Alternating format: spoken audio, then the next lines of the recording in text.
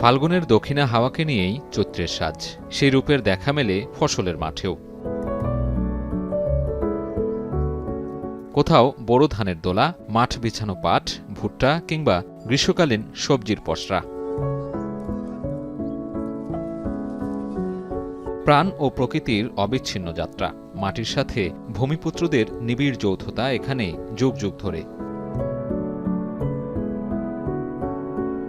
গ্রীষ্ম, বর্ষা কিংবা শীতের দাপট, চক্রের মতো ঘুরে আসা ঋতুর সাথে সখ্যতা এই মানুষগুলোর। উর্বরা এই মাটিতেই যারা ভাগ্য খুঁজে ফেরেন। চৈত্রের দিনলিপি, বাংলা বছরের শেষ মাস, কিন্তু কৃষির শেষ বলে কিছু নেই। এ মাসে রবি শস্য আর গ্রীষ্মকালীন ফসলের যৌথ কার্যক্রমে ব্যস্ত সময় পার করে কৃষক। আলু তুলি, পেঁয়াজ তুলি, এই শাক সবজি তুলি, এই পাট নেড়েতেছি, এগুলো কাজ করি এখানে আমরা কৃষিকাজ। এই ভুট্টা উড়াইয়া পাট বুনবো। পাট মনে করেন যে বিঘা প্রতি 30 থেকে 35 মন পাট আমরা পাই। পানি সেচ দিয়া, তারপরে নিড়ানি, সার, তারপরে বাজার যখন আমদানি করা দরকার তখন আমরা আমদানি করতে পারি।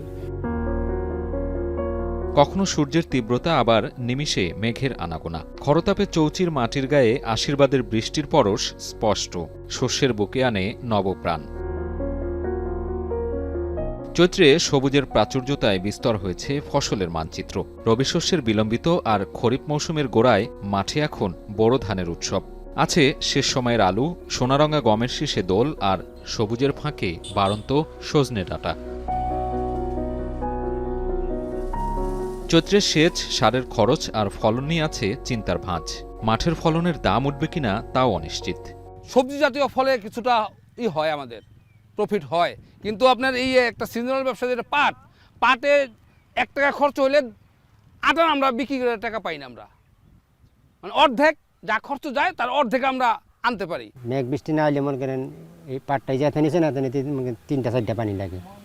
এক পানিতে মনে করেন 10-8টা মানে খরচ করে যায়। এক আটি প্রথম বিকাইছে 15 টাকা 16 টাকা, তারপরে আছে 10 টাকা 12 টাকা, এখন হলে 6 টাকা 7 টাকা। যদি বাজার মন্দ হয়ে যায় তাহলে আমরা লোকসানে পড়ে যাই। খরিফ মৌসুমের ফসলে লক্ষ্য আর প্রাপ্তির গল্পে আছে উত্থান পতন। সরকারের টালিখাতায় উৎপাদনের হিসাবে বোরো ধানের লক্ষ্যমাত্রা 50,34,000 হেক্টর জমিতে। পেঁয়াজের উৎপাদন লক্ষ্যমাত্রা জাতভেদে 71,000 হেক্টর থেকে 2,27,000 হেক্টর জমিতে। সোনালী আঁশের পাট নিয়েও স্বপ্ন বুনছে সরকার। চলতি মৌসুমে 7 লাখ হেক্টর জমিতে প্রায় 15 লাখ টন পাট চাষের লক্ষ্যমাত্রা ধরা হয়েছে। বিশেষ পরিকল্পনা নেওয়া হয়েছে খরিফ 1 মৌসুমে গ্রীষ্মকালীন সবজি উৎপাদনেও।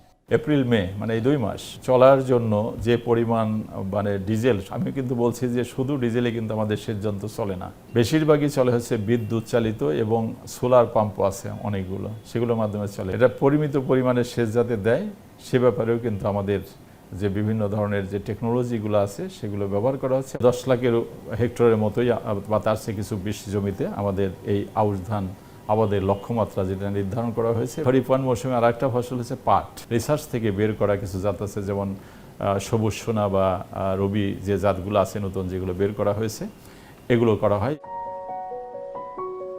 নানা আয়োজন, উৎসবকৃত্যে বিদায় নেবে চৈত্র। সংক্রান্তির গল্প পেরিয়ে জীর্ণতাকে বিদায় দিয়ে ইতি টানবে চৈত্র বন্দনা। প্রকৃতি গাইবে কালবৈশাখীর গান। সাজিদ আরাফাত, এখন, ঢাকা।